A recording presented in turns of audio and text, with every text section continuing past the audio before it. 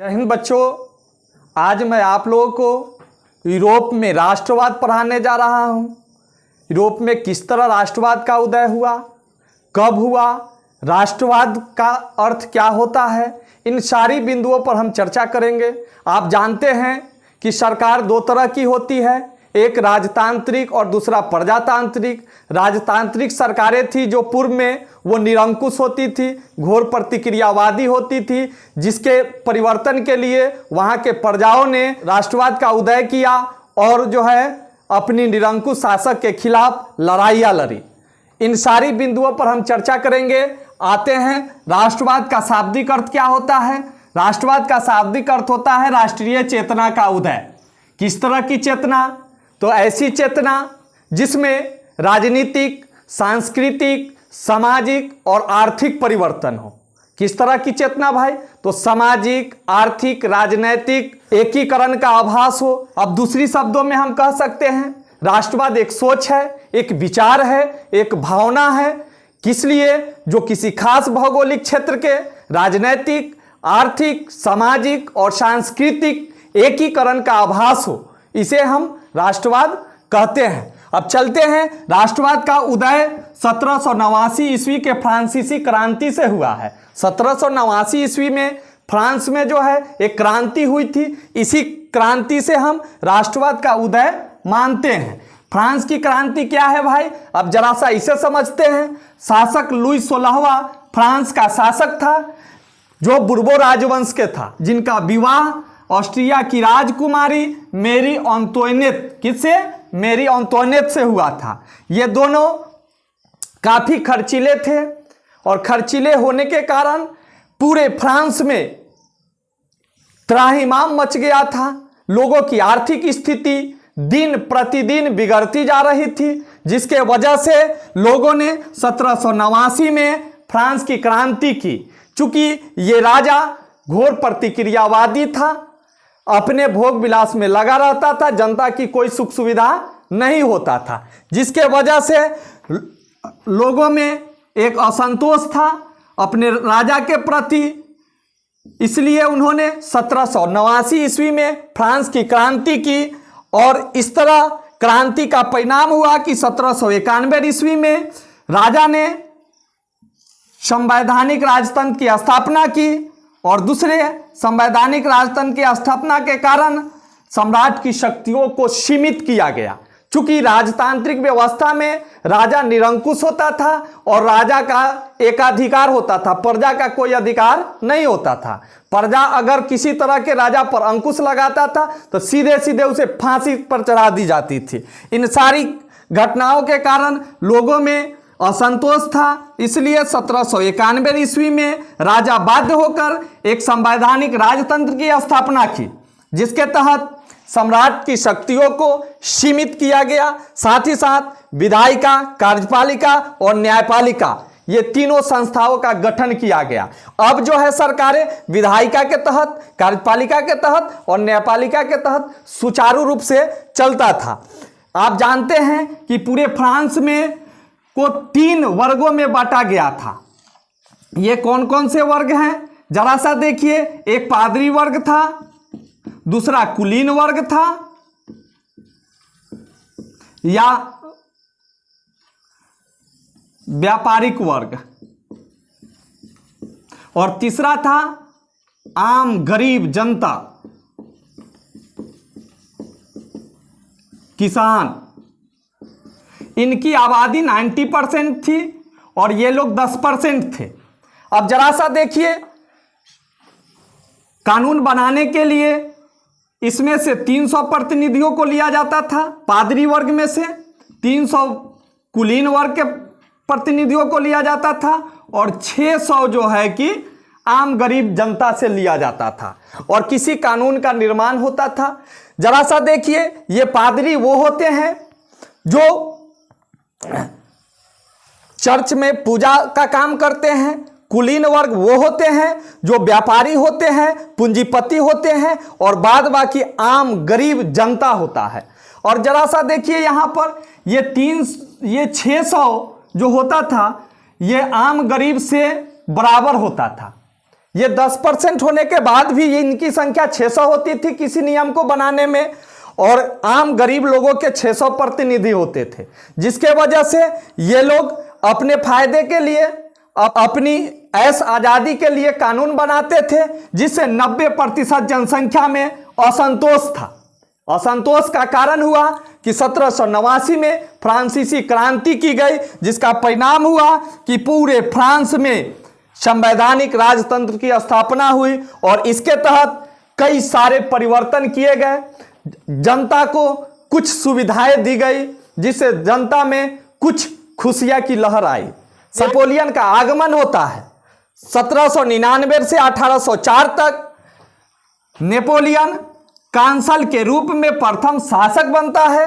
साथ ही साथ 1804 से 1814 ईस्वी तक वह फ्रांस का सम्राट रहता है। उन्होंने सम्राट रहते हुए फ्रांस में कई सारे जनता को अधिकार दिए। इस जनता के अधिकार को हम नेपोलियन संहिता कहते हैं। यह नेपोलियन द्वारा आम आवाम के लिए, गरीब किसान मजदूर के लिए कई सारी सुविधाएं दी गई, जिसे हम नेपोलियन संहिता कहते थे। इन सारी परिवर्तनों के कारण पूरे यूरोप में एक नवयुग का आरंभ हुआ, जिसके तहत उन्होंने सम्राट रहते इटली को जीतकर पूरे इटली को 3 राज्य में समेटा, साथ ही साथ एक शासन के अंतर्गत पूरे इटली को रखा, जिसके कारण आगे चल के इटली के एकीकरण का मार्ग प्रशस्त हुआ। साथ ही साथ आगे जर्मनी को जीतकर भी नेपोलियन, जो 300 छोटे बड़े राज्यों में विभक्त थे, जर्मनी कितने राज्यों में विभक्त थे? 300 छोटे बड़े राज्यों में विभक्त थे, जिसको एक कर नेपोलियन ने जर्मन राइन राज्य का निर्माण किया था। किसका निर्माण किया था? जर्मन राइन संघ का निर्माण किया था। किसका निर्माण किया था? जर्मन राइन संघ का निर्माण किया था। आगे चल के वह जर्मनी के एकीकरण के लिए नेपोलियन ने मार्ग प्रशस्त किया था। अगर उन्होंने जर्मन राइन संघ का निर्माण नहीं करता तो फिर जर्मनी का एकीकरण होना काफी मुश्किल था। इस तरह की कई घटनाओं के कारण, कई अभियानों के कारण यूरोप के कई राज्यों में नवयुग का प्रारंभ हुआ। ये रास जो है कि घोर प्रतिक्रियावादी लोगों को भा नहीं रहा था। वह किसी तरह नेपोलियन को पराजित करना चाहता था और अंततः 1815 ईस्वी में नेपोलियन का पतन हो गया और यूरोप की विजयी शक्तियाँ ऑस्ट्रिया की राजधानी वियना में एकत्र हुई। कहाँ एकत्र हुआ? ऑस्ट्रिया की राजधानी वियना में। 1815 में नेपोलियन को परास्त कर दिया और पूरे यूरोप की जो विजयी शक्तियाँ थी, जो घोर प्रतिक्रियावादी लोग थे, वो लोग ऑस्ट्रिया की राजधानी वियना में शामिल हुए, एकत्र हुए। जिस तरह फिल्मों में आप देखते हैं कि किस तरह विलेन किसी कार्य को कर आते हैं तो जश्न मनाते हैं, खूब जो है शराब शबाब चलता है। उसी तरह जो है ये ऑस्ट्रिया की राजधानी वियना में एकत्र हुए और इसका नेतृत्व ऑस्ट्रिया के चांसलर घोर प्रतिक्रियावादी शासक मेटरनिक कर रहा था। मेटरनिक कौन था? तो मेटरनिक ऑस्ट्रिया के चांसलर था और घोर प्रतिक्रियावादी शासक था। वह चाहता था कि पूरे यूरोप में पुरातन व्यवस्था लागू हो, निरंकुश शासक हो, प्रजा का कोई अधिकार नहीं हो, राजा का एकाधिकार हो, और यह सफल भी हुआ।